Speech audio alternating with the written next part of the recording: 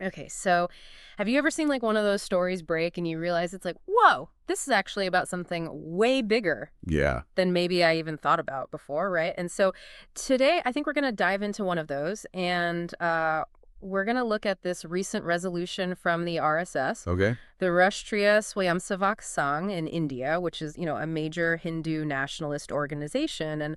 Um, and this resolution came from their Akhil Bharatiya Pratinidhi Sabha, which I think is their main decision-making body. Right. And it's really about what they call the plight of Hindus in Bangladesh. And so I thought, like, maybe we could dive into this a bit today and really try to understand their main arguments and, what this really tells us about the situation there. Absolutely, because I think that's something, a lot of people might not be completely aware of. But yeah, exactly. And what's really striking to me when you read through it is just the sense of urgency in their assessment, right? They're not just talking about like, oh, there's, a couple of isolated incidents here and there. They're saying like, no, this is an existential crisis for Hindus in Bangladesh. Exactly. It's very strongly Really worded. strong language. Yeah. That- And I think that kind of sets the stage for the rest of the resolution because they then go on to detail what they see as like systematic persecution, Uh-huh. a real like pattern of oppression and violence that's specifically targeting this community. And they give specific examples that I Yeah. think are worth getting into. For sure, because when they start outlining it, it's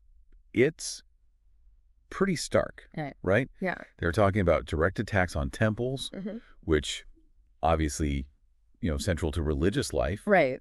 And then there's the whole issue of forced conversions, which is, you can imagine, Deeply troubling. incredibly impactful on individuals and families. Mm.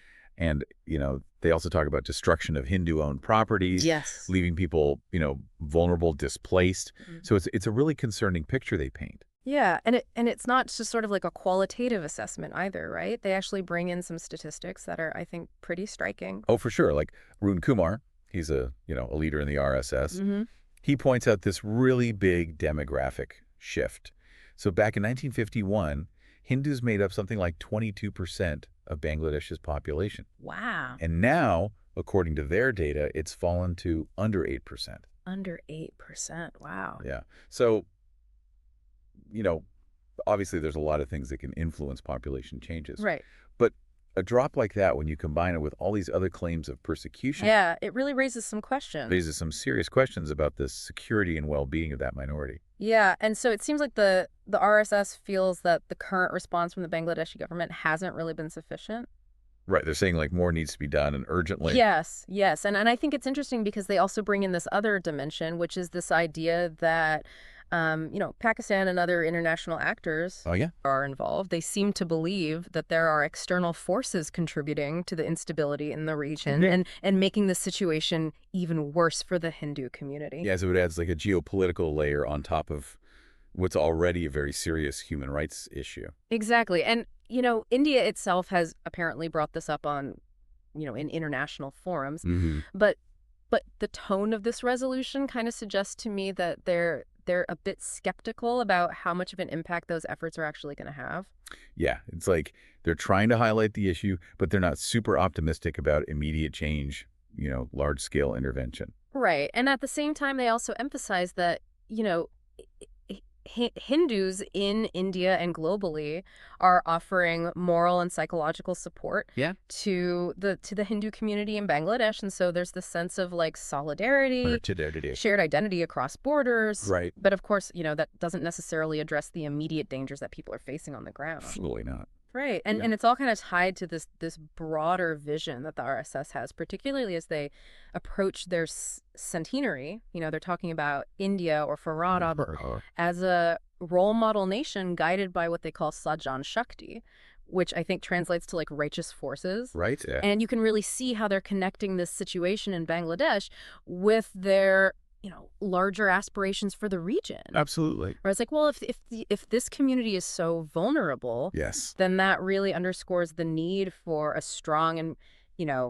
ethically grounded India. Yeah. So it's really interesting how they're sort of connecting all of these ideas. Yeah, it is. And so, At the end of the day, what this resolution really does is just shine a light on what they see as a very serious and ongoing crisis, Uh-huh. right? They're presenting this narrative of systematic persecution, demographic decline, Yeah. inadequate responses both domestically and internationally. It's a pretty powerful statement. It is a powerful statement, Yeah. and it really leaves us, I think, with this question of, okay, so now what, right? Right. The RSS has put this forward with a real sense of urgency, but will it lead to any meaningful change? Right. Will it actually result in more protection? Yeah, greater protection for this community, or will it be overlooked? And I think that's the question that we all have to grapple with. It definitely is. And it makes you think about the responsibility of, international organizations, individual nations, Absolutely. when things like this are happening.